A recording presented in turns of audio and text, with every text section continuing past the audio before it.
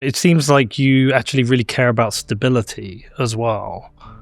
Well, of course. I mean, Yeah. you don't want these wild fluctuations because that destroys people's jobs. I remember both my mother and my father, who were lovely people, who didn't come from rich backgrounds or anything, and just earned what they could in reasonable jobs. And they both lost their jobs in 79 to 81. And they knew I was helping Thatcher. And that was quite a problem. And I had to say to them, what she's doing has to be done because the thing is such a mess, but it's awful. People like you have lost your jobs. You are casualties because of what's gone before. And the disaster of the 70s meant a lot of families experienced that.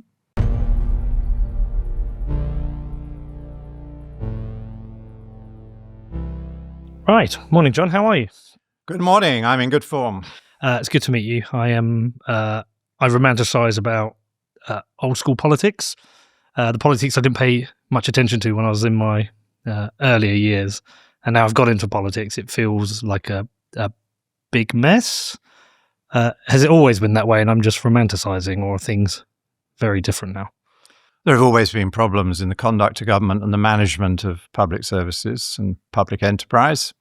Governments are meant to be there to sort that out. We seem to be living through a period when governments make these problems worse rather than make them better. And I think the magnitude of it has just got so much bigger because government has expanded so much. Public expenditure is through the roof compared with 25 years ago. And we don't seem to be getting value for it. So people are naturally extremely angry with their politicians and they keep trying out different groups of politicians in the hope that some of them can break through. And so far, they're all finding it very difficult. Do you think it will help if we had 16 and 17-year-olds voting? No, I don't think that's top of my agenda by any means. I understand why Labour want to do it. I think they may be a bit late. I think if they'd done it for the last election, a lot of 16 to 17-year-olds who bothered to vote would have voted Labour.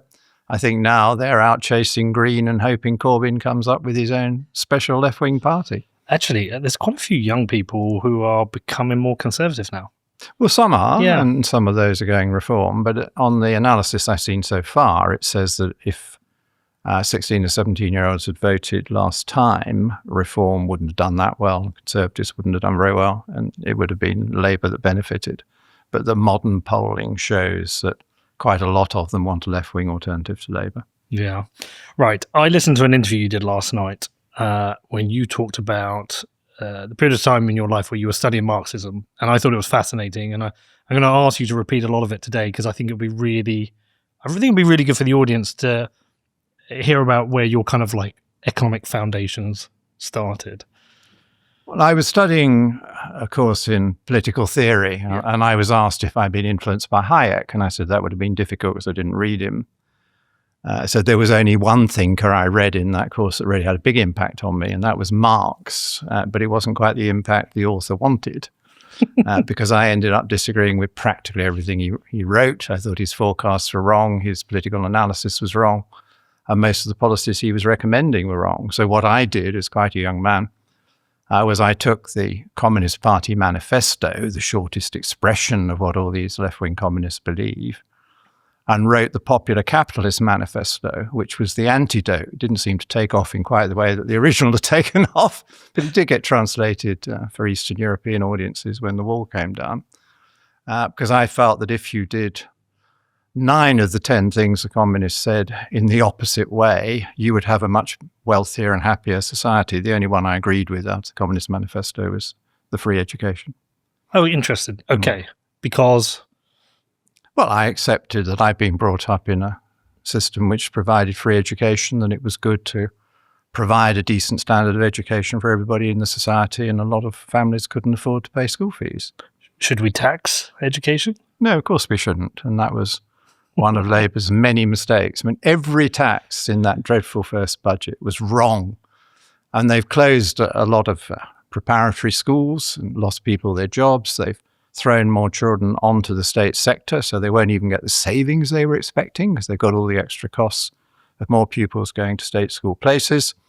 They've given a much bigger advantage to rich foreign students than they have to middle-income students at home whose parents and grandparents can no longer afford the fees. So the whole thing was a tragedy. But the national insurance increase was far worse. It immediately put us into a world where instead of unemployment falling, as it had been done for quite a long time under the Conservatives, it's been rising every month. We turned into a world where vacancies, which were at very high levels, have been falling every month, so you got less chance of getting a job. And then just to finish off the enterprise economy, there's the special taxes on small business and family farms, which are very damaging and means that more of those will be sold up, or they won't be grown as much, or people won't start up new ones. It's just terribly tragic. They wanted a growth strategy, and everything about that growth budget was anti-growth and anti-business. I don't understand how a political party can make those decisions knowing that every economic advisor advises against it, which says to me they knew what the outcome would be and they accept it.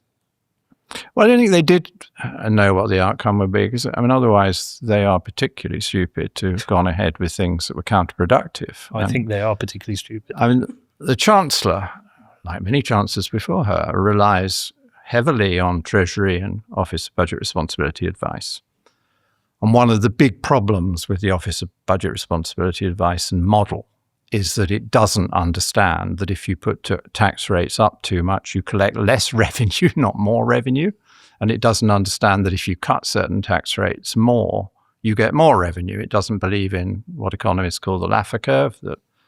And I've gone hoarse trying to explain this to these people, mainly indirectly through my website and elsewhere.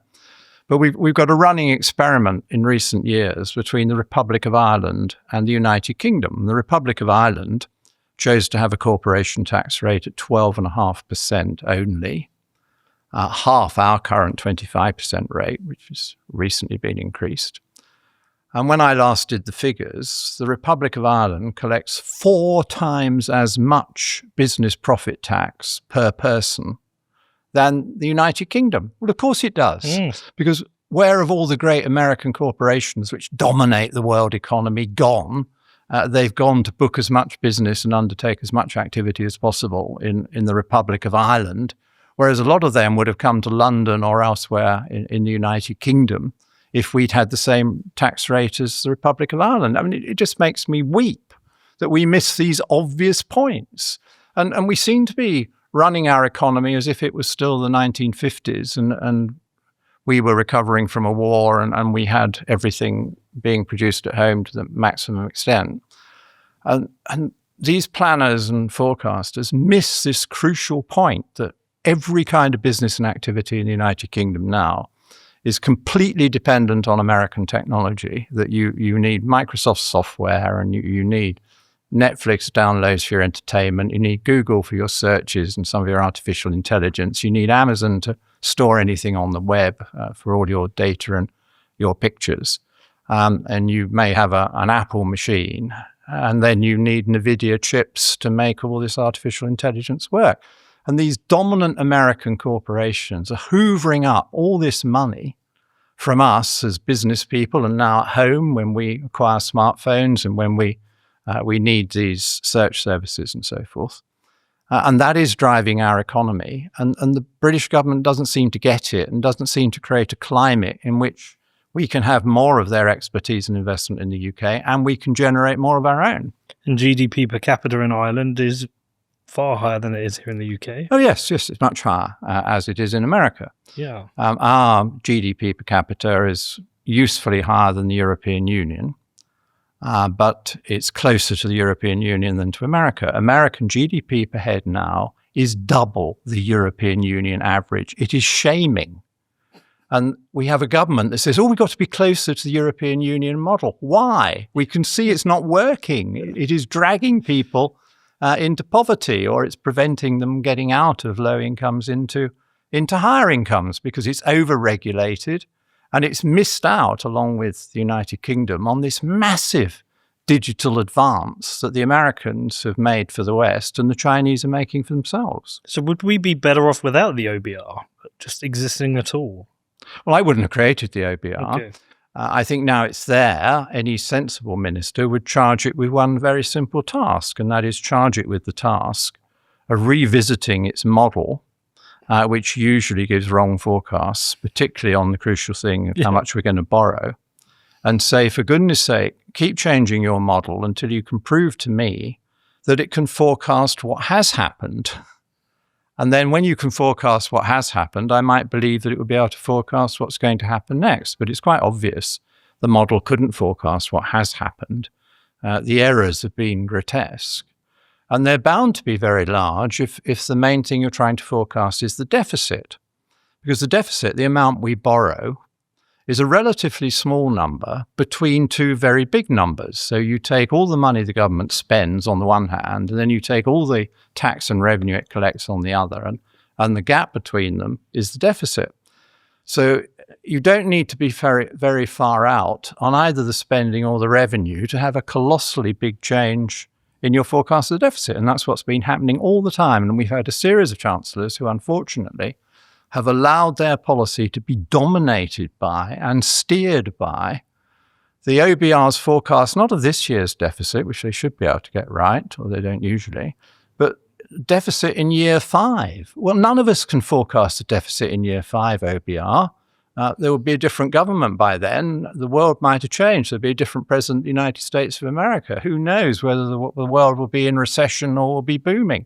There is no way you can forecast a 5-year deficit, so why on earth are we using that as our lodestar to drive the economy? I tried to get Rishi Sunak to change the basis on which we drove the economy. And I said, what you should do is you should copy part of the American system. And what they do is they've effectively got an inflation target like us. So you make the inflation target, which we've already got, one of your two keystones. So there's not so much change, and you're going to take inflation seriously, 2% inflation, but you should have a parallel growth target because there are sometimes trade-offs between growth and inflation. So why not have a 2% growth target as well? Less than we used to achieve, but higher than we've been achieving in recent years. And the Treasury wouldn't buy that. I submitted it in the usual way of everybody else submitting their ideas. And the Treasury came out with a change in their rules, which looked remarkably like the rules we'd had before. They just sort of renamed them and changed the dates a bit. And so we were still cursed with this system, that the Chancellor has to make changes for the immediate year based on what somebody thinks might happen in 5 years' time. The humble bee, a keystone species crucial to the survival of Earth's inhabitants.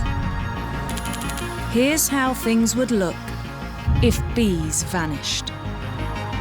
And here's how they'd look if humans vanished.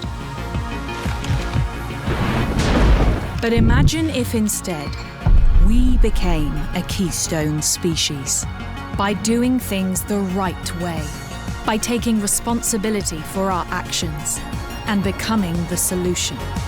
Iron mines the world's most responsible currency the right way. Because the future depends on it.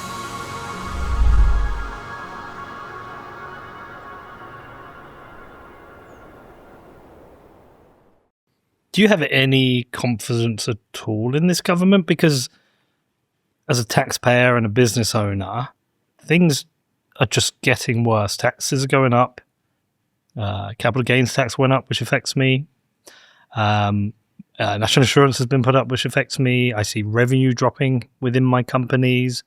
And I don't see any signals myself that this government has any idea what they're doing. Do you have any confidence? Well, no, I obviously don't have confidence in this government, but it is our government, and it's likely to remain our government for 3.5 years or more from now. So I take the view that all men and women of goodwill want to influence it for the better and wish it success. I don't wish to be comprehensively negative all the time, but I think they do need to understand that the OBR forecasting system is not working well, that the revised fiscal rules they put in, which gave them some relaxation, have now been wasted because they spent too much. And they thought they could recoup more by tax rises and discovering you can't do that. And their taxes on the rich particularly backfired because we've had 10,000 millionaires leaving the country last year and people forecasting even more leaving this year. Well, Labour should understand that we already have a very progressive system of taxation. The top 1% of income taxpayers pay 30% of the total income tax. So if you lose too many of the top 1%, you're going to have a really big hole in your accounts. So they've got to change their approach to tax and understand that the art of taxing the rich is to choose rates and taxes that they will stay and pay. Because, of course, you've mainly got to get the money off the rich. You can't get money off the poor. But they're doing it the wrong way. But then they've got to look at their spending. And they do understand this, and they are working with the officials who are beginning to understand this, that there has been an enormous productivity collapse in British public services since 2019. It was triggered by the lockdowns and the working from home and not being able to work at all. But instead of it bouncing back to pre-COVID levels quite quickly, as it did in the private sector and most other places, ours didn't bounce back very much. Do we know why? Well, there are lots of possible reasons why that may be true, but we first of all got to deal with the fact that it's happened. And then you need to indeed think about what are the easiest changes you can make to get productivity moving in the right direction. Well, why did it happen? Well, it's about supervision of, motivation of, and instruction to your workforce, obviously, because we're talking here about labour productivity. And I'm not proposing that they should suddenly have a mass redundancy scheme. That's what quite a lot of private sector companies would do. I'm saying the first thing you do is you put on a complete freeze on any new external recruitment. And the only exceptions where people have got special skills or special requirements would be on the say-so of a senior minister, so that it was quite difficult, so that you stop recruiting all these extra people. And then that means that every time somebody retires or moves out to the private sector or whatever, there's a job vacancy, you then have to make a decision. Do I need to refill that job because I've got to refill it from inside? Or can I get rid of that job or amalgamate that job? And so you need a plan ready for when people leave so that you can amalgamate jobs, merge jobs. And it's very good for the staff already working in the organisation because you get more promotion opportunities. So they're actually a selling point for your staff. So of course, Labour want to get on with their staff. Any sensible person wants to get on with their staff, and they've got to get on with the unions, which adds to the difficulty in some ways for Labour. So what I'm saying to them is put the staff freeze on, obviously have a safety valve. You may need to externally recruit extra doctors or something. That's quite understandable, but not administrators. Work in each department on these plans of what a streamlined office will look like and gradually get there. As and when people leave, you will get the cost reductions.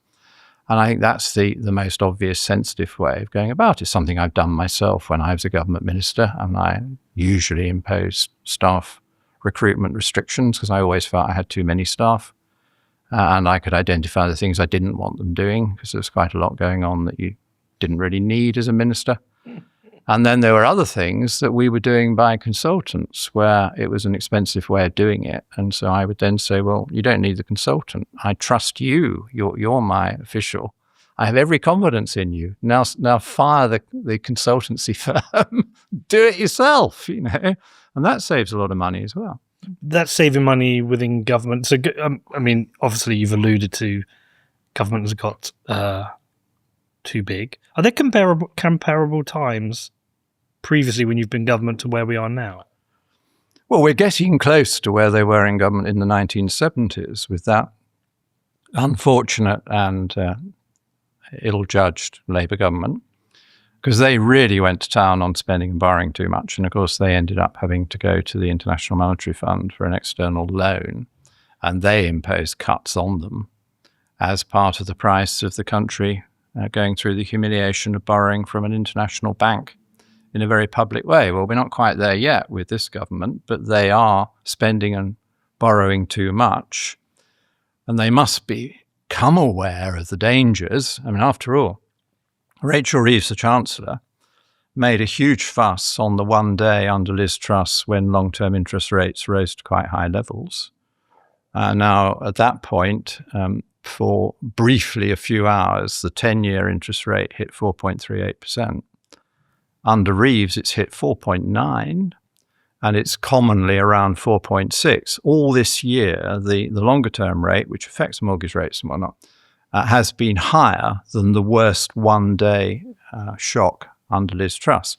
Now, when Truss did that, Reeves said that she had crashed the economy. Gross overstatement. If she thinks that crashed the economy, surely having 5 or 6 months at these very high rates must have done something even worse than crashing the economy. And why isn't our Chancellor responding? So what has she got to do? Well, the markets have taken our debt interest rate a lot higher than most Europeans and a bit higher than the Americans even, because they are suspicious of this government overspending and overborrowing, which is why they've got to nip it in the bud so they don't get into a 1970s situation where it got so over the top that the markets lost all faith. I mean, at one point in the 1970s, under a Labour government, I think they were paying 15% to borrow longer-term money. I don't think we can handle 15%. Well, no, bankrupts everything. Was that when tax rates hit 98% on the Yes, we had tax rates of 98%, and surprise, surprise, we didn't get very much money from it because most of the rich people had left. Yeah. And it wasn't just foreign rich people who'd left because they left pretty early. But then anyone in Britain who started making decent money left. So we had something called the brain drain. So if there was an entrepreneur, they moved abroad, or a lot of our best bands and performing artists moved abroad because it was just suicidal to pay 83% on your so-called earned income and then another 15% on top if some of it was savings income, which got you to the 98% confiscatory rate. I mean, Marx would have been deeply proud of that. How did things turn around after that government? Well, it was a painful process, and that government started the turnaround under the instructions of the IMF. So it started to sell a few assets and to restrain public spending a bit and live within the rules of its new borrowing. And then Margaret Thatcher was elected because the public saw that the economy had been made a mess by Labour, and they couldn't be trusted with it. And Margaret Thatcher, in opposition, had her homespun economics, and she just said, well, is it very different from running a household budget? And as a housewife, I know that I've got to have a bit more money coming in income than I actually spend in the shops. And if it's the other way around, I get into deep trouble and I would end up bankrupt. So very straightforward proposition. And the public said, yeah, after what we've been through, I'll have a bit of that. We'll have a bit of that. We want someone who's going to treat our money seriously. And for the first couple of years, Margaret then accepted quite a lot of official Treasury advice, which wasn't a lot better in those days than it is today. And so we had quite a nasty recession. I think they overdid the restrictions, and the Bank of England overdid the tightness of money. And then in 81, a very crucial thing happened, and she changed her economic advisor, invited Alan Walters in, and so forth. And they persuaded the Bank of England, or the Bank of England had decided itself that it needed to ease things a bit, and we then had a very good recovery indeed.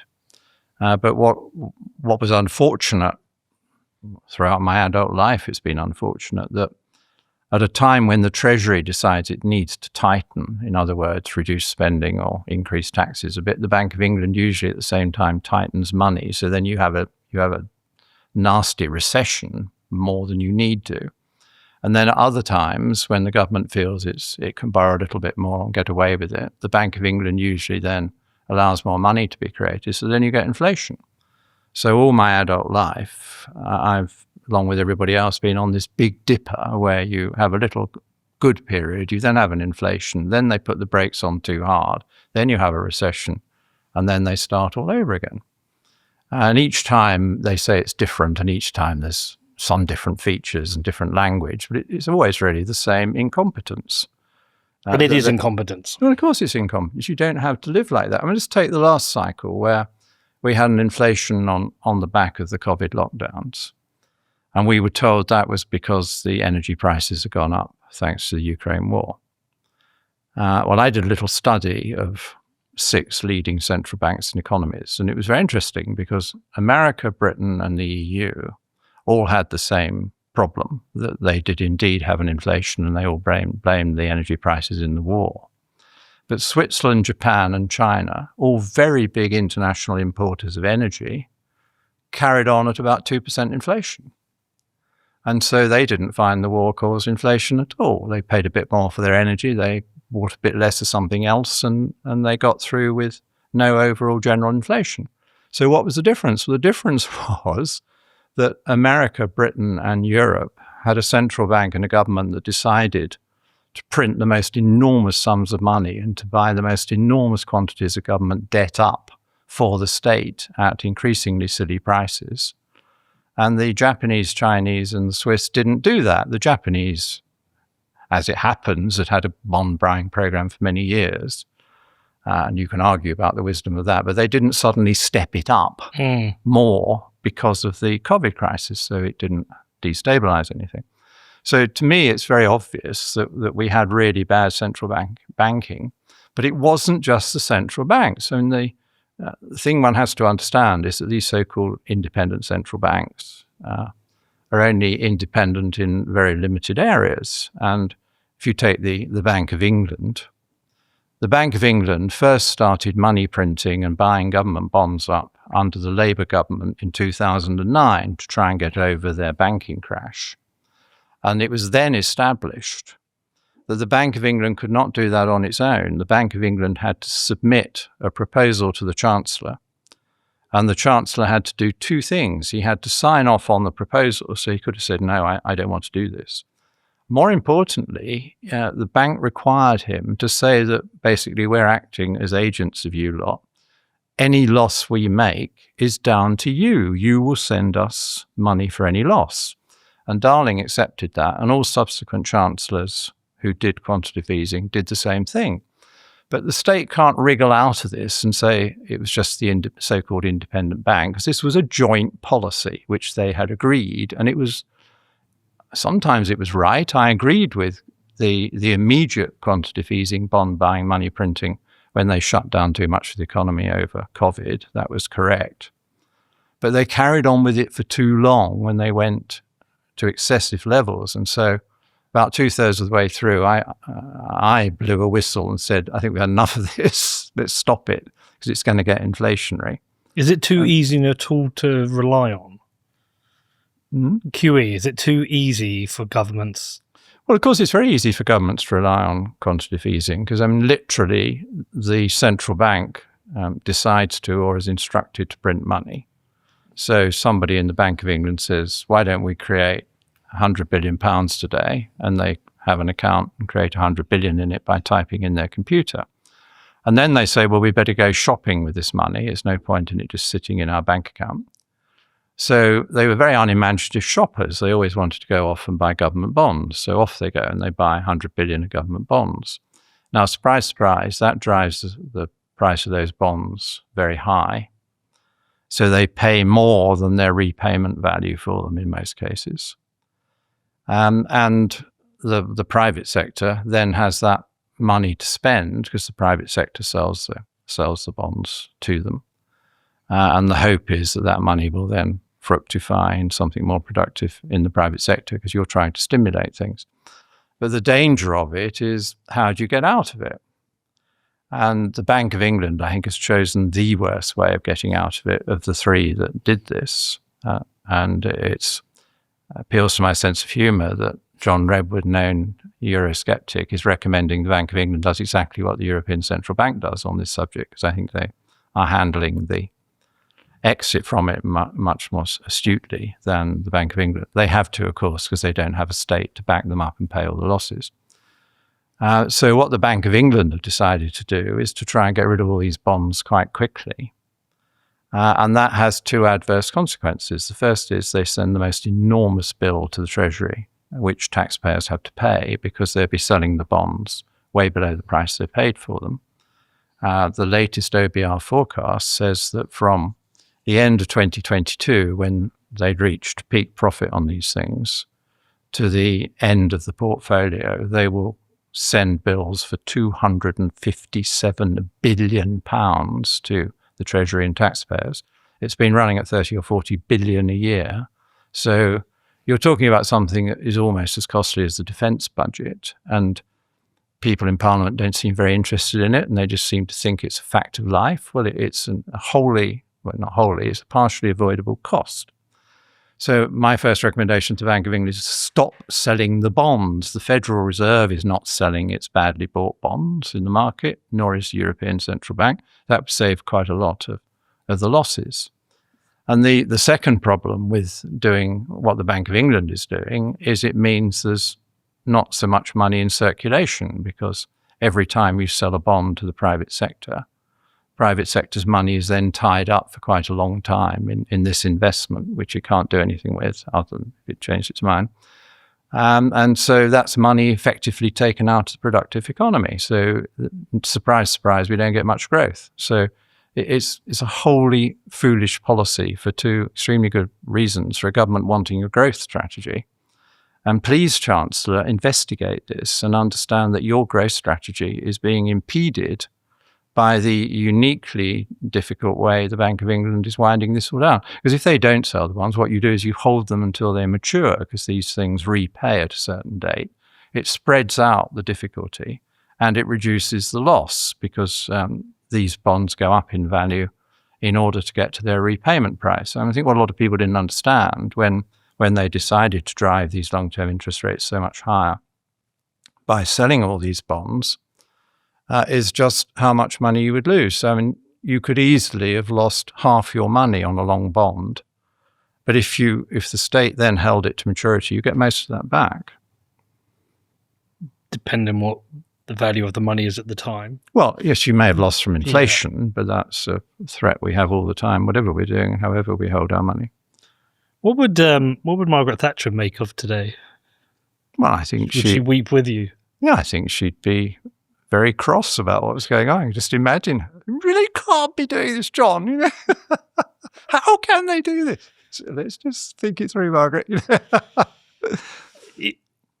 Maybe you would say this naturally as a Conservative, but it feels like every period of a Labour government is particularly damaging. And we always need a period of a Conservative government to fix things afterwards. And I'm sure they say the same about the Conservative governments, but... Well, and looking at it as an independent analyst, that's largely fair. But I think Labour could make a good case to say that Blair 97 to 05 did a perfectly good job. And if the Labour government finished then before the banking crash, it would have been perfectly good period in government. I don't like some of the things they did, but the economy worked perfectly well, and the recovery the Conservatives have started was allowed to continue. In the early years, they ran on rather tight Conservative spending proposals, which I think helped the economy. They have been even tighter than the Conservatives would have done themselves if they'd got re-elected. So I think that was probably the best they ever did. But otherwise, I think you're exactly right, that every Labour government, as indeed the Brown one did, ends in economic failure. And so you have higher unemployment, you often have higher inflation. You often have banking stress, and you often have state running out of money, as somebody famously said in 2010 when that Labour government did finally get defeated. And I fear Rachel Reeves is heading for something similar if she doesn't change some of these things we've started to talk about, because she's already run out of money. She's already borrowing too much. And there are only two ways through for her, because I don't think it'd be right to chop valued public services, and there's no way a Labour government would want to do that. The two ways through is you've got to crack the productivity puzzle. There's maybe 5% that is achievable there. And if you could do in a reasonable period of time everything 5% cheaper in terms of administration and overhead and whatnot, that would make quite a big difference. And the other thing you can do is, given that you want quite a lot of capital expenditure on energy and transport and communications and other essential infrastructure, you've got to accept that more of that burden has to fall on the private sector to finance, and you've got to allow the private sector to make a bit of money for that to be true. I think the private sector would want to invest under favourable terms.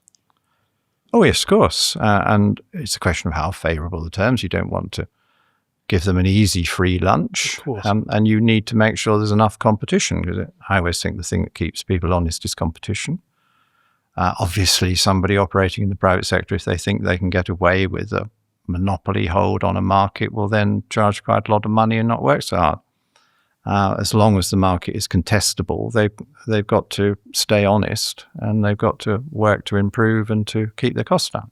So I think you need a sufficient competitive challenge. I mean, it's a good example in the case of the railways. I have no problem with the merging of track and train. Indeed, I was on the Ministerial Working Party that proposed the original privatisation, and I was the dissenter because they did decide to split track and train. I think it was quite popular with the EU at the time as well. And I didn't think it would work very well. And I wanted to have regional companies that controlled their own assets. We're now getting back to that under this new brand of Great British Rail, and that's fine. And that can deal with the problem that at the moment where you've got a split, nobody is really responsible. So your train is delayed and you complain to the train operating company and they say, well, it was my fault. Network Rail messed up the signals or whatever. And there's an argument over who's responsible, or as if there's a single operator who controls the track when he's using it and obviously runs the train, then there's not that accountability issue. But I do think that the model should include contestability, which hasn't been allowed to work very often, but where it does, it works very well, as with Hull Trains, for example, where an independent company saw that the main Eastern regional monopoly company wasn't providing a good enough service for Hull, and there was an opportunity to supply better services to Hull and make some money out of it, and they were allowed to do so. And then, obviously, the regional monopolist has to up its game as well. And I think you need more of that opportunity in the railways to try and deliver better results.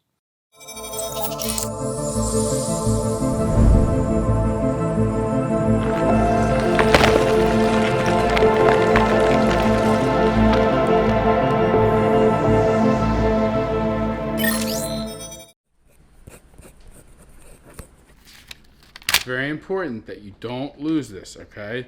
This is your inheritance through Bitcoin. Let Bitcoin rip. Don't rip up your Bitcoin. Set up inheritance with Casa. John, why did you enter politics? And was there a potential completely different career path you could have taken where at the time you weighed it up? I entered politics, first of all, because I was an academic in Oxford. I'd become a fellow of All Souls College, and I was researching and writing away. And I was coming to the conclusion I didn't want to spend all my day researching and writing away. And I was doing some historical work, and I thought, I'm getting to the stage where I know more about what the 18th century thought about this than I know what the modern times think about this. I don't want to be here. So I looked for a way of checking out whether I'd rather do something more modern. And so I got myself elected to the county council, and I absolutely loved that job. And I was what is now called an executive member. I was chairman of a committee who had to supervise departments and work closely with the officers at a very young age. And that was really fascinating. And so I thought, yes, I need to be a man of action, not a man always sitting behind a book and commenting on others. And so then I got myself a job in the city and became an investment analyst and took my investment career from there. Then when it came to big politics, again, it was circumstance. I had this great year when I was 21, when I was elected to a Fellowship of All Souls in the autumn, and I got myself elected to the county council in the following spring. And so suddenly my life was dramatically changed. And there at All Souls, I was none other a figure than Sir Keith Joseph, who was a senior distinguished fellow of the college and was in the Heath cabinet. Being a little presumptuous, you find that difficult to believe. I had a conversation with him as I was becoming a county councillor and all the rest of it, and said to him that the Heath government didn't look to me as if it was going to make old bones, and that an early election would be a disaster and everything was not well judged, and that the economy was being savaged by bad central banking and bad Treasury advice in the usual way that I was just discovering. He was very tolerant, but he explained to me I was completely wrong and that the cabinet knew what they were doing and that their worry was they were going to win by a landslide and the public would be on their side and it was quite right to go early. So fine, very good. So end of conversations. And then he was so wonderful because afterwards he got hold of me and said, "You were right." Gosh, I wasn't expecting you to say that. So he said, well, once Margaret had taken over, he said, "I want you to come and advise the Shadow Cabinet." Wow. Because you clearly understand these things. Oh, I'm only young. So I got my job as an advisor. So then there I was helping team Thatcher and Joseph. So what, outside of your readings on Marx, what else was influencing you? Well, my general experience. But you talked about the academic research. Yes, but what actually taught me the politics was not the research I was doing at the time. Far from it. It was my observations of life generally, and then my job in the city. Right. I get this job in the city, and I'm given a role as an analyst of various sectors and companies in the British economy, which is a fabulous role.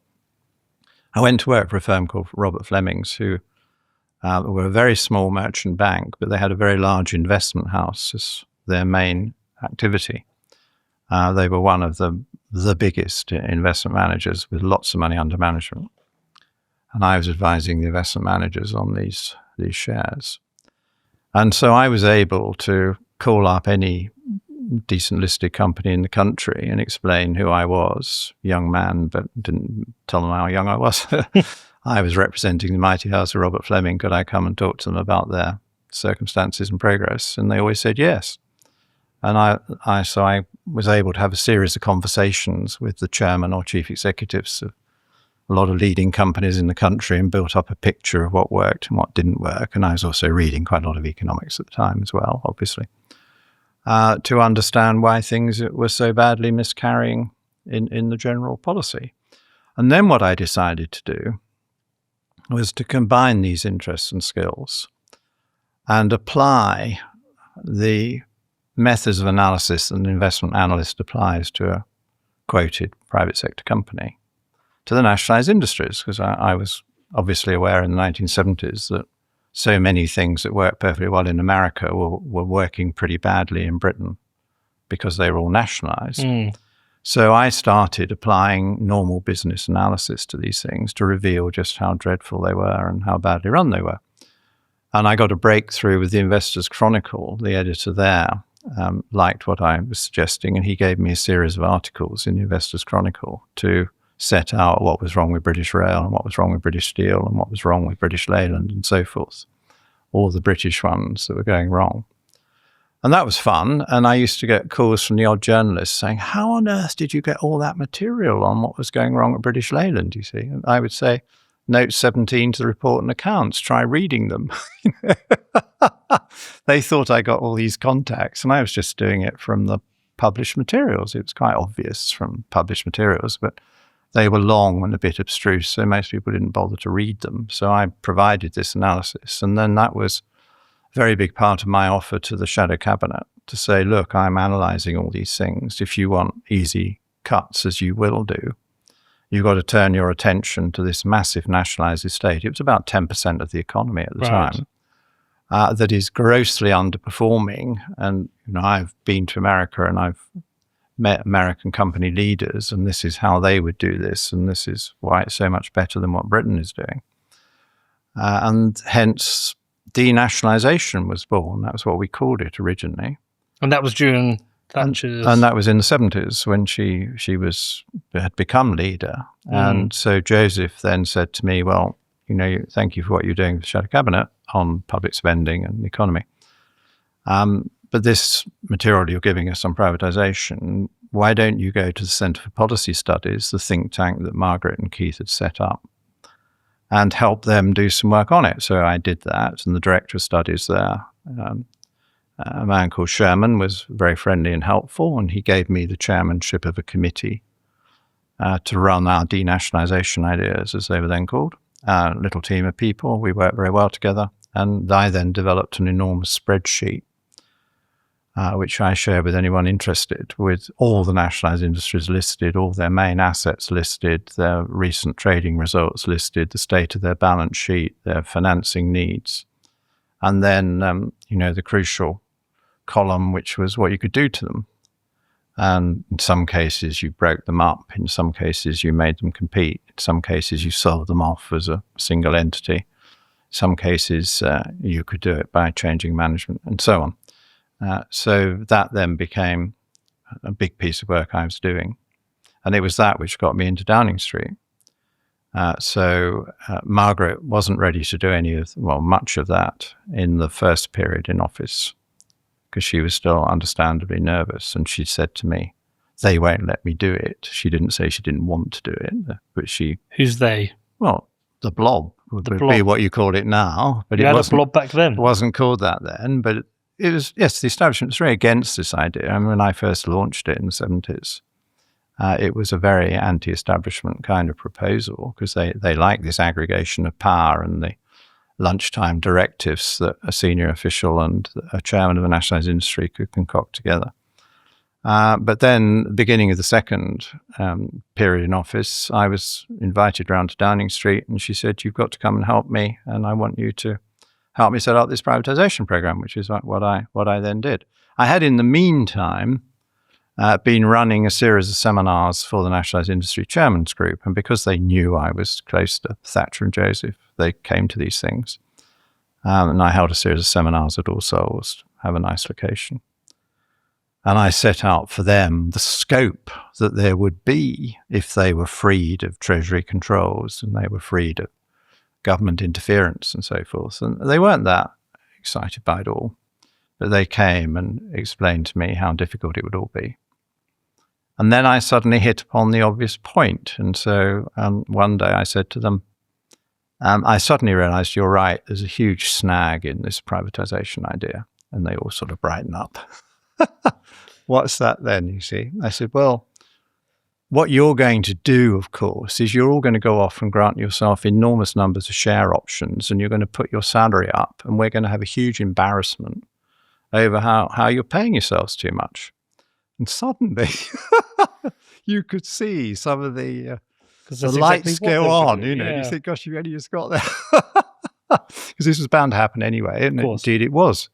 Sometimes embarrassing, and we had to argue, well, boys will be boys, the private sector will pay themselves better, but you'll get results. And by the way, the taxpayer is saving a fortune. So that's what happens, Was there anything privatised that maybe shouldn't have been? Is there anything you believe is better run by government? Well, some things are better run by government. I don't want a private sector army, thank you very much. Yeah. But and maybe... I do think Britain is understandably very wedded to the principle of free at the point of use healthcare. That doesn't mean it's all got to be public sector delivery. Indeed, this government is experimenting with more private sector contractors in the health service, but the fundamental free at the point of use characteristic of the public service is vital in health for the United Kingdom. You agree with that still? Yeah, absolutely. Yeah. Should there be more incentives for people to take out private insurance? Well, there used to be, because we used to allow tax relief under Margaret Thatcher, and that was scrapped subsequently. I'm not campaigning to get that back. Okay. I think there are other much bigger priorities, and it would be offensive to this government, so there's not a lot of point in suggesting that. What about things like water? That's the biggest criticism I hear, that foreign ownership of our water companies leads to less care about the investment in infrastructure and the quality of the water itself, because they're not drinking and sharing in it. Yes, I think there's understandable anger about the results in the water industry, and there's a lot of anger about too much sewage being tipped into the rivers. No memory that also happened on a big scale and into the sea when it was nationalised. And there is some anger, and it may be increasing depending on what happens next with the weather, over the shortage of water, when people quite like to keep their grass green or their bedding plants in water. And there's no reason why we have to run out of water other than a shortage of investment. But what went wrong with water privatisation was that they privatized monopoly regions. And then they put a regulator over them that thought the only thing that mattered was keeping bills down, which is important. And so they were starving these businesses of sufficient cash to put in new reservoirs and to put in all the bigger pipes and the extra pipes you need to cater for a growing population. And so we've had a long period of years when there hasn't been nearly enough investment. And now we have to have a row over who's going to pay for that investment. But you can't get away from the fact that we've all got to pay for it one way or another. Yep. If you had a fully nationalized industry, it would be on your tax bill. If you have a more privatized industry, it would be on your water bill. But one way or another, you as a consumer is going to have to pay. And I think it's a tragedy that they allowed that to happen. So what would I have done differently? What did I try to get them to do differently? Well, two main things. One, I was critical of the regulators being too difficult over new investment. And for example, as a constituency MP in the Thames area, I and other MPs for a long time were saying, we got enormous pressure of more people coming in and more house building, we need more water. Put in the Abingdon Reservoir, and Thames Company had a perfectly good scheme for a big reservoir at Abingdon. And they were never allowed to build it.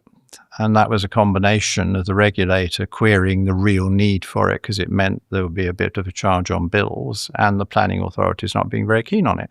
Well, I'm sorry, but if you're going to have a very successful region of the country like Thames region, London and the South East, and you invite in 10 million more people to your country over a period of 30 years, you've got to put in reservoirs. And you've got to dig up the streets and put in much bigger sewage pipes. Otherwise, things are going to go horribly wrong. And of course, the water industry, when it was nationalized, had this sewage problem. It continued under the privatized industry. And the problem is created both because we haven't put in extra capacity, we're still running on a Victorian plus system, and because our system combines rainwater with dirty water from your loos and whatnot. And so every time it rains too hard, there's a huge problem on the pipes because there's all this extra water gushing into a system that really can't take it, which is then the least bad thing to do then is to vent it into a river, because otherwise it will be annoying everybody in their homes. So the only solution is a major investment program. So I would have changed the regulator on that, and I would also have introduced competition. Now, this is where I'm still a fairly lonely voice. Everybody tells me that it's quite impossible to have water competition because we only are going to have one pipe into our house. I say, well, no, that can't be right, because I think most of us only have one gas pipe into our house, but we have plenty of competition in who provides the gas down that pipe. And we used to have only one cable into our house for a telephone, but it then turned out that we could have wireless links and fiber optic links and broadband links into our house in addition to or in place of that cable. The technology gets quite old and you need a replacement. So why stop people doing these things if they want to? If I'm wrong and water is a natural monopoly, abolishing the statutory monopoly won't make any difference. It won't do any harm because it will still be a monopoly. If I'm right, it's not a natural monopoly, it's only a statutory monopoly. All sorts of good things will start to happen. And you will have people offering different types of water at different prices. You may have people offering an additional connection to your house, or you can use the existing pipe as a common carrier, as we do for gas pipes and oil pipes and electricity cables. We use as common carriers, and we know how to regulate that. And the owner of it has to be forced to allow people to use it if they don't want to allow other people to use it. So that's what we should be doing to make the water industry work. On the issue of foreign ownership, Margaret accepted advice that foreign ownership was undesirable and was not what we wanted from privatization, on the grounds that quite a lot of the Europeans wouldn't allow us to buy into their equivalents, so why should we let them buy into ours? So we imposed a series of so-called golden shares on these companies, and the golden share was held by the government, and the golden share gave the government the power to block any foreign takeover it didn't want. And Mr. Blair got rid of all those. So I think the criticism about foreign ownership should be referred to Mr. Blair and the Labour Party. Do you have a particular favourite period in government where you believe everything was going well within government and within the country, where you look back and think this is a time we got things really right? Well, I think we've had some better periods of growth and therefore rising prosperity, which I think is what most of us would regard as It's a good an overall success for a government. Yeah, there are other things, but I think that determines more votes than anything else. And I think the middle Thatcher period did that. And I've been generous in saying I think 97 to 2004-05, the Blair government did that. And of course, both those governments kept on getting re-elected. What did Thatcher get so right in that period, and what can we learn from that now? And by the way, somebody told me she used to carry, it might have been Hayek, she used to carry around a book in a handbag and bring it out and say, this is how we're going to operate. Well, she used to carry various different things in her handbag. Yeah. I remember when I first met her for a good argument, she had a counter to what I was going to say, and it came out of the handbag. So I can't think of one particular one. I mean, she and Keith were influenced by Hayek. Yeah.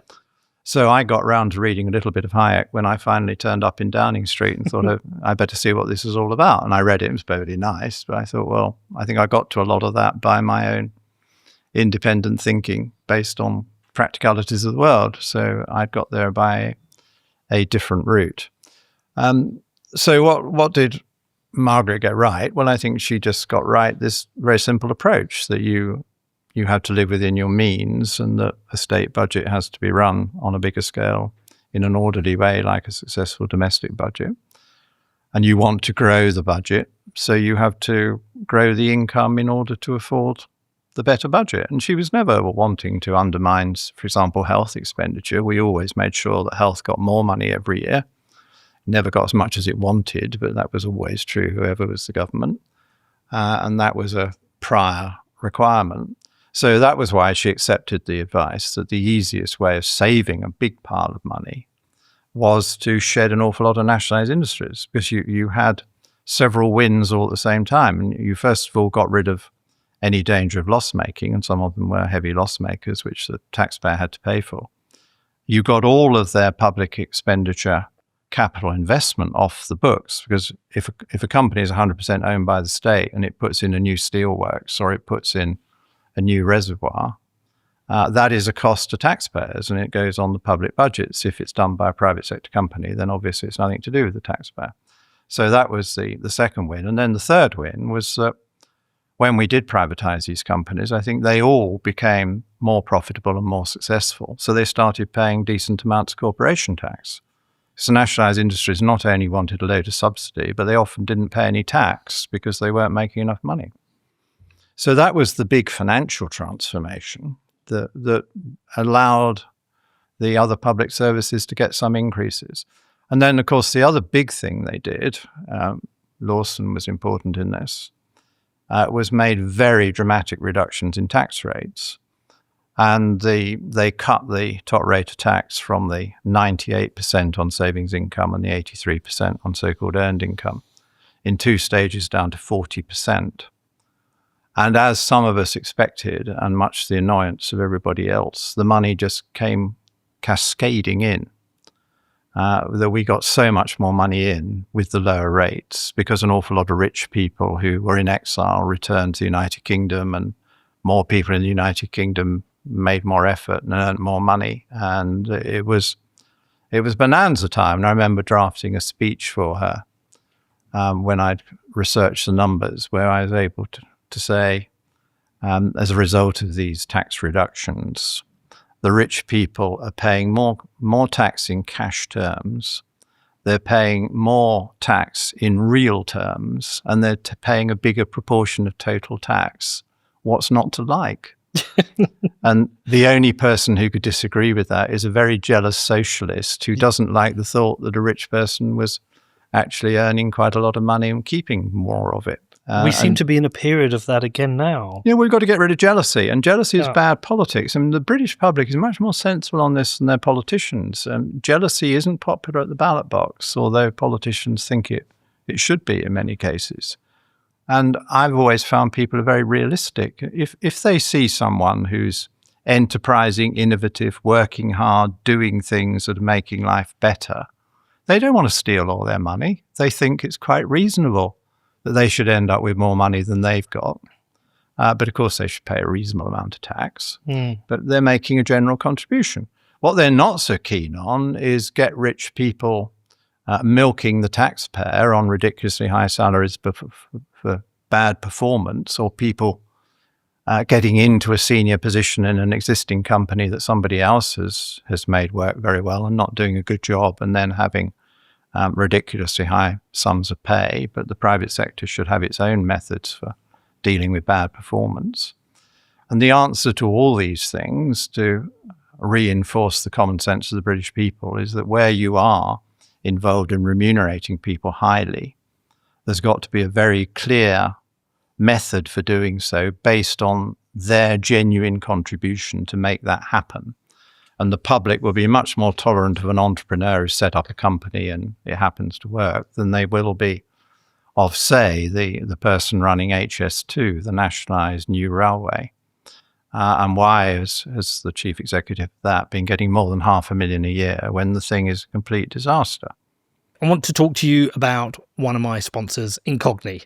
And that means we're going to talk about the weird world of spam. And I don't just mean those spam emails that you get day after day from companies you never heard of and companies you've never signed up to.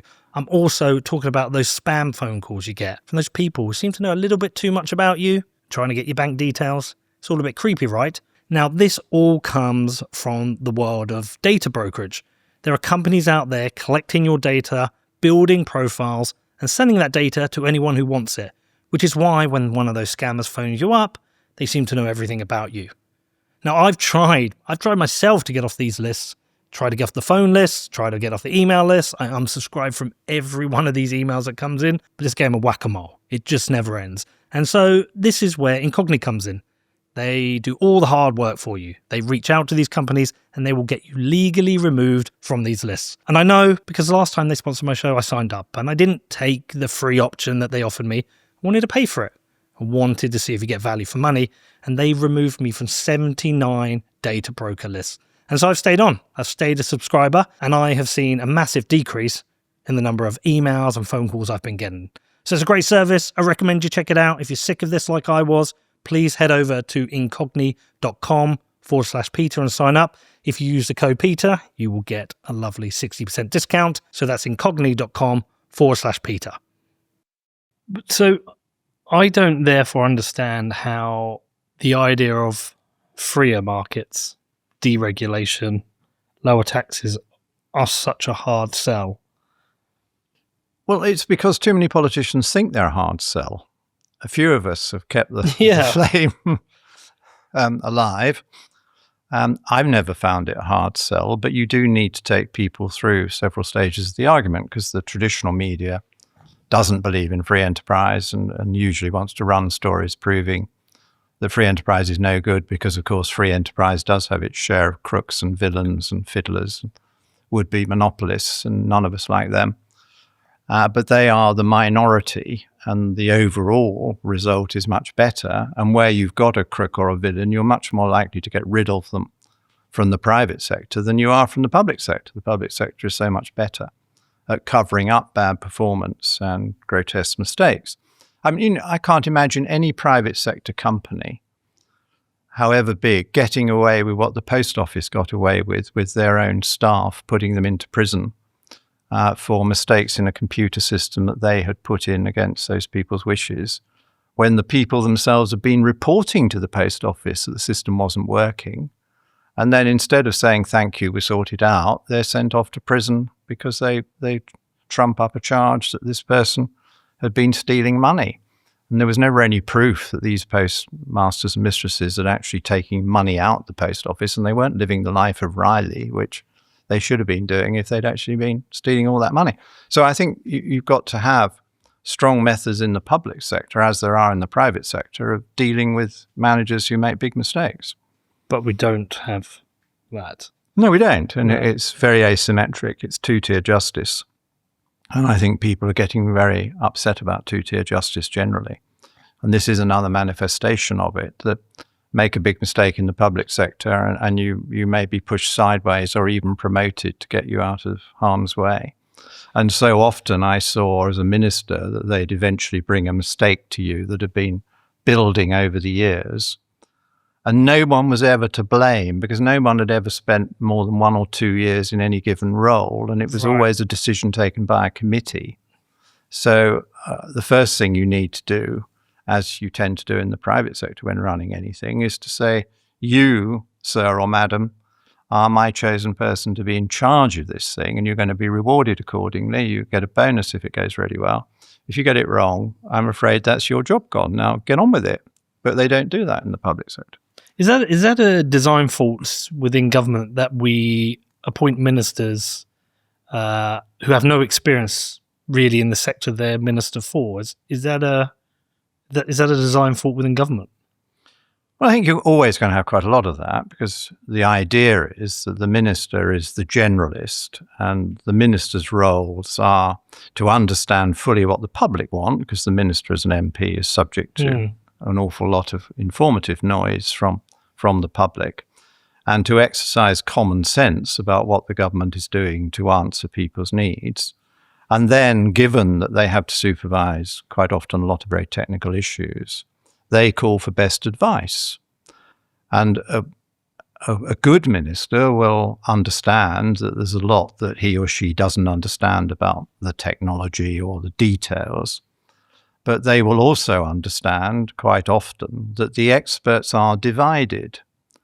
And the minister can't just shrug his shoulders and say, well, of course, I don't really know about this, so whatever the senior official says, I will go along with. I think the minister has a duty then to call in both sides in the technical disputes and try and get them to explain to him or her what their side is, and then come to a common sense decision. And it's that common sense quality that the minister needs, and that authority and enough self-confidence to say, I don't know about this, I'm the minister, I need to know about it.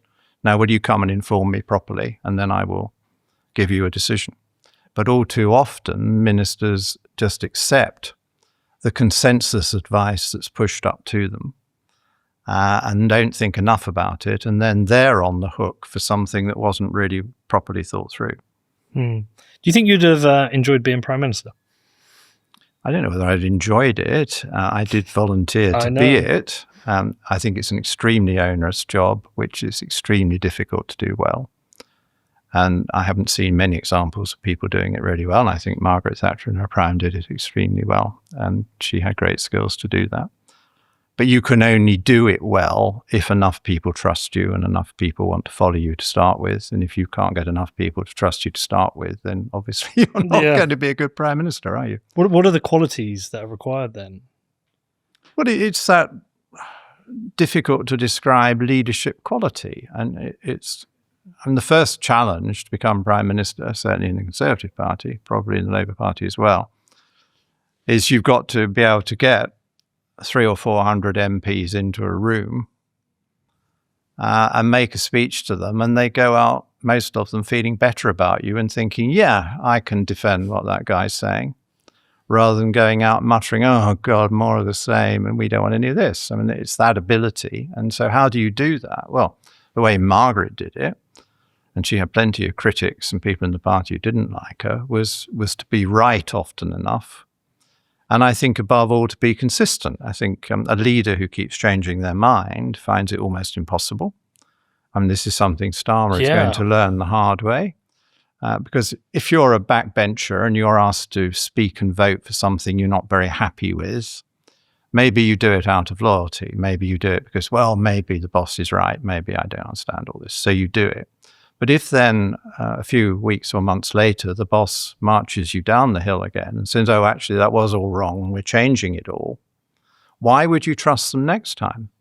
The next time they want you to do something you don't like, you think, well, maybe I was right all along. I thought that last thing was a bit dodgy. I wish I'd stuck at my worries about it. So then it becomes much more difficult to get people to follow you. So then you get to the point as leader where all you can do is things that are popular. And that isn't a good model to get to either, because you do rather less, and quite a lot of the things turn out to be spending a lot more money, because there are some people who always want the state to spend more money. And that can then completely wreck the biggest thing you should be doing, which is running a good economy. And so quite often you end up worsening the economic position because you're not popular enough. And you want to offer everybody free lollipops, and offering free lollipops means you run out of lollipops and you run out of money. So it sounds like Starmer most likely won't be a 2-term prime minister. Looks pretty unlikely at the moment. Yeah. They face a lot of challenges. He may not be a full 1-term prime minister. But true. So I've tried to consider what is the scenario where that happens, because he has now suspended some of his MPs for voting against him on the disability allowance. There has essentially been 2 kind of backbench rebellions, minor ones. One was a pretty big one, the welfare one. The welfare was okay, fair. But what is the scenario you would see where he would no longer be prime minister? Well, it's not as easy in Labour as Conservatives. I mean, arguably the Conservatives swapped leaders too rapidly, made them look more ridiculous by having 3 prime ministers in a single parliament. I know. Because their MPs have a lot of rights to get rid of a leader they don't like. In Labour, it's more difficult with the 3 sections, the party in the country, the MPs and the unions. But I guess it would happen by the power brokers of Labour going and having a private meeting with the Prime Minister and saying, I think your time's up. And then it would need to be a very brave Prime Minister who said, I'll take you on. They might be able to do that, but it would be done by pressure, wouldn't it? That's how these things are always done. And they can be quite merciless. So if the first attempt to get rid of somebody doesn't work, then there's more briefing, and then there are more stories, and then people dig up things about the person's alleged actions or past and all that kind of thing to try and make more in the press say this person can't carry on. I don't know how it would happen. So it is in a way, I hope it doesn't happen, because I want my country to be well governed, and I would like Sir Keir to make some good decisions. But he's got to hurry up, because he's upset an awful lot of his voters, as we can see in the polling. He didn't start with a strong position in the ballot box. He only got 34% of the vote, which is very low for a governing party. And if he's now down around 20, that's a very big hemorrhage of voting support. A lot of those new MPs presumably were Starmer believers and followers, and they certainly got their seats under him as a result of the leadership he supplied. But he doesn't seem to be able to turn that into love for him at the moment. And if he doesn't do that quite soon, then the pressures will build up against him. What do you make of the rise of reform and what's happened to the Conservative Party? Because as a Conservative yourself, it must be quite sad to see, really.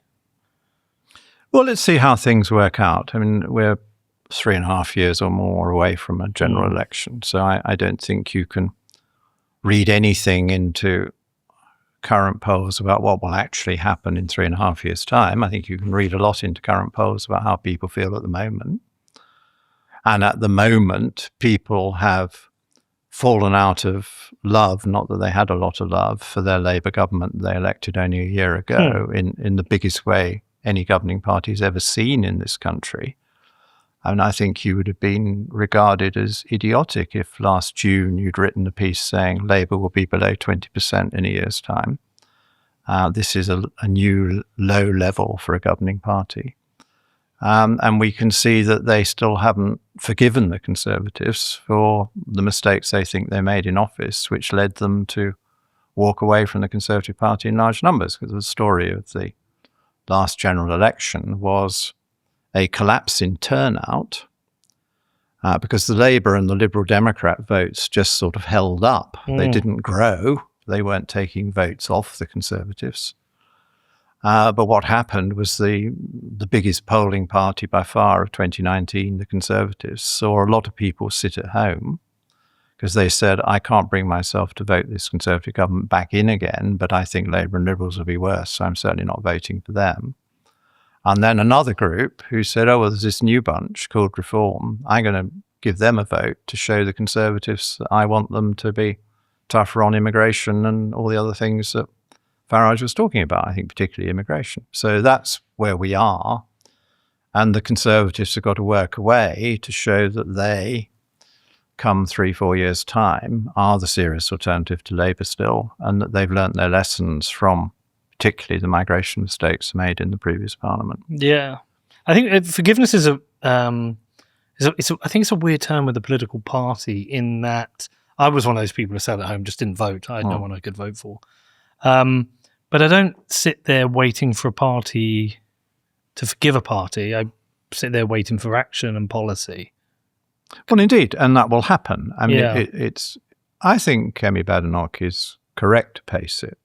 She's certainly right to say to people who want a fully fashioned manifesto today, there is no point in writing the 2028, 2029 manifesto. We've no idea how much worse Labour is going to make everything, and we won't know what the priorities for 28 and 9 are until we know the scale of the damage or the scale of the successes that the Labour government has recorded. So I agree with her about that.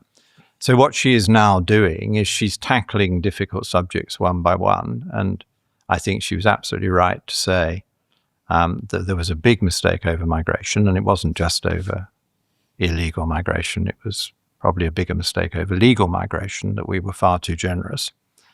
And that is going to require a lot of rethinking. She's already given some indications, and indeed they've tried to get legislation amended to reduce numbers coming in, which Labour has rejected.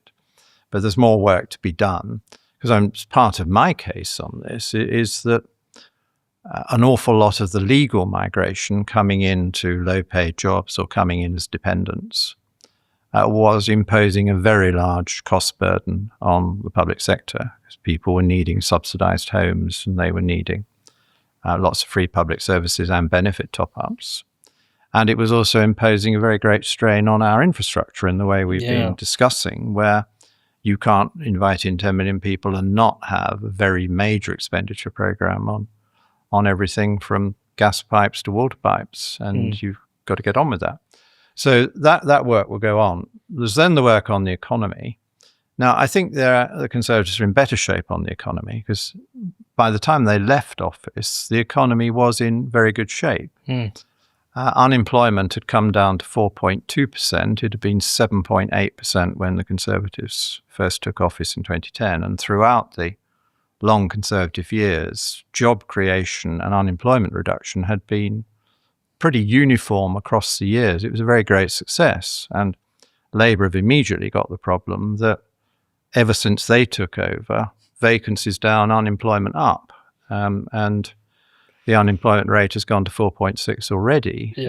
So that is a strength in the Conservative case. They'd got inflation back down to 2% after the joint mistakes of the bank and the government had given us 11% inflation, which is completely unacceptable. And I think a lot of the angry voters were not only concerned about migration, but also dropping the ball on inflation in the way that happened over that period. And so the Conservatives are going to need to do some more work on what a Conservative economic strategy and control mechanism will look like for a future government. And there's time to do that. But they are greatly strengthened in their position of winning back on the economy by both the dreadful incompetence of the current Labour government and by the fact that so far Farage and Tice are not showing any discipline over how they would actually tackle these problems. So you've got a Reform Party which is now trying to win a load of Labour voters by offering more benefits and more freebies and more nationalisation to win those votes, but they'll discover that is messing up what they need to do, which is to pose as people who would actually control the public budgets properly. All right, last thing I wanted to ask you about. Should we audit the Bank of England? So on this podcast, you are definitely hearing me talk about Bitcoin a lot. Well, why? We live in a really strange time with governments driving inflation with their reckless spending and endless money printing. There is a way out of this. There is a way to protect your money, and that is by stacking Bitcoin. I've made loads of shows about Bitcoin. You can go and research this. You can go and read the books. But the truth is, it is the hardest money ever created. If you are interested in protecting your financial future, it's time for you to get on the Bitcoin train. I've been stacking Bitcoin personally and through my businesses since 2017. It's protected me, it's secured my family's future, and it also strengthens all of my businesses. So if you want to start stacking Bitcoin, where do you do it? Well, for me, it's with Gemini. They're a fully licensed, full reserve exchange and custodian, so they give you a secure way for you to buy and own your Bitcoin. There's no risks and no funny business. So if you're serious about stacking Bitcoin the right way, head over to Gemini.com, which is GEMINI.com. Well, I think we need reform of the Bank of England. I'm not proposing anything very radical in the way that my critics sometimes worry I would. I'm prepared to accept that the Bank of England was granted the power, the independent power to set base rates and therefore the controlling short-term interest rate for our economy when Gordon Brown made very considerable changes to the Bank of England. And that is what people mean by independence. And by all means, let them keep that power. But I would then say to the Bank of England in public what I've just said to your listeners, that they need to get better at forecasting, because their inflation forecasts have been wildly out. They were forecasting 2% inflation for 2 years' time when the answer was 11%. I mean, this is an egregious error, which shows that their models are hopeless. And the model doesn't clearly have enough attribution to money and credit in it, for example. So they've got to be told that they've got to greatly improve their models to give us more confidence in their ability to forecast inflation.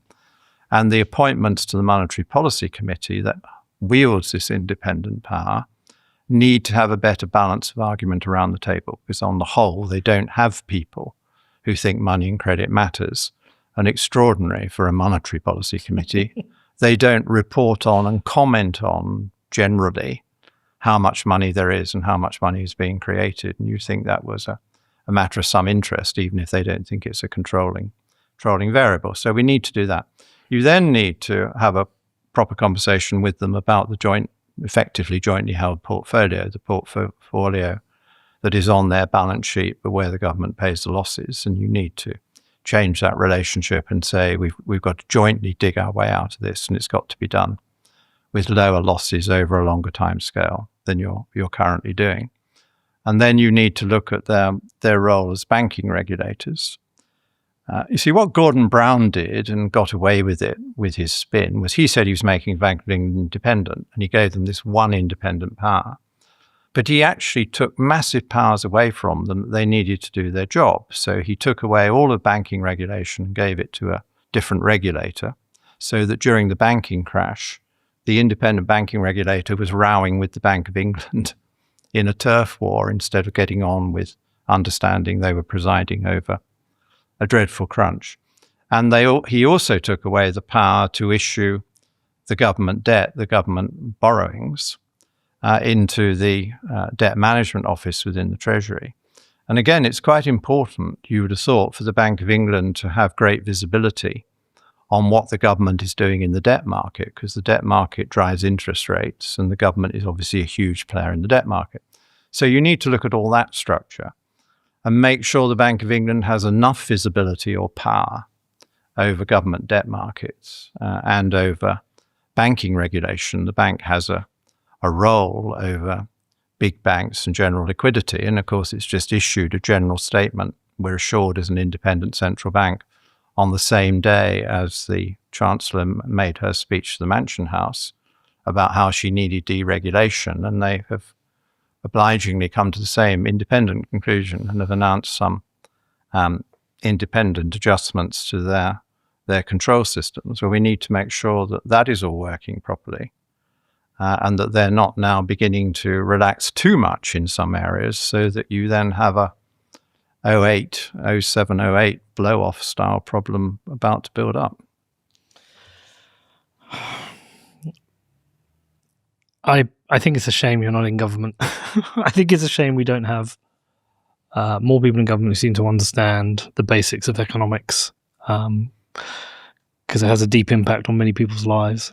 Well, this is why I still go on about it. Yeah. I think it matters, you know? It really matters. And I am really trying to help. And then because you've got a different view, they all think it's unhelpful. And no, it's not unhelpful. I'm giving you analysis that might enable you to make better choices. So I'm trying to make them more popular. This is the irony of it all. But it's so many political parties and politicians think they're saying and doing things that are popular on the day, and they don't understand that they are entirely the wrong policies. And so then in a year's time, they will be deeply unpopular if they've done them, because they would go horribly wrong. And so we want less spin and more honest analysis of what is actually possible and how things actually work. Well, I think you've been very fair. I mean, you've talked about two periods where you think government has done a fairly good job. One was a Conservative government under Thatcher, and one was a Labour government under Blair. It's not ideological. Huh. I don't weep, but I feel very nervous about the state of our economy, and I think we need more people in government who understand economics the way you do. Well, I think so, and I would just say to this government, allow some people around the table who have a different view. You won't necessarily end up agreeing with it, but you should hear it out, and you might be surprised, because so often people just caricature other people's views. And anything they don't like, oh, you know, you're a mad monetarist, or you're somebody who wants to throw everybody out of work. No, believe it or not, I didn't get interested in politics. I wanted to throw people out of work. I got interested in politics just like you did. I want more people to be in much better paid jobs, and I want them to keep more of their own money to do things they want to do with.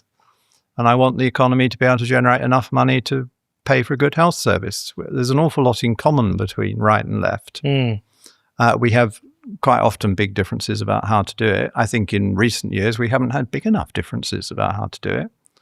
And that's really what Farage is saying from his vantage point, and what the Conservatives are rediscovering under Kemi Badenoch. But it seems, sorry, just to drag this on, but it seems like you actually really care about stability as well. Well, of course. I mean, yeah, you don't want these wild fluctuations, because that destroys people's jobs. You know, I remember both my mother and my father, who were lovely people, who didn't come from rich backgrounds or anything, and just earned what they could in reasonable jobs. And they both lost their jobs in 79 to 81. And they knew I was helping Thatcher. And that was quite a problem. And I had to say to them, you know, what she's doing has to be done, because the thing is such a mess, but it's awful. People like you have lost your jobs. You are casualties because of what's gone before. And the disaster of the 70s meant a lot of families experienced that. I don't think I've seen someone react like that. Yeah, that's very powerful, John. Thank you. I do appreciate your time and coming in and talking to me. Thank you. Thank you, everyone, for listening. If you want more from me, it's on johnredwood.com, my website. We will share that in the show notes. Thank you, John. I appreciate your time. Well, thank you.